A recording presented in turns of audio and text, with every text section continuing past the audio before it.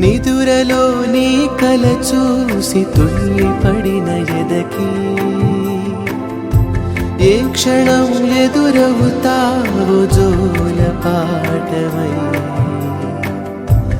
ఆకలని అడగక ముందే నోటి ముద్దు నువ్వై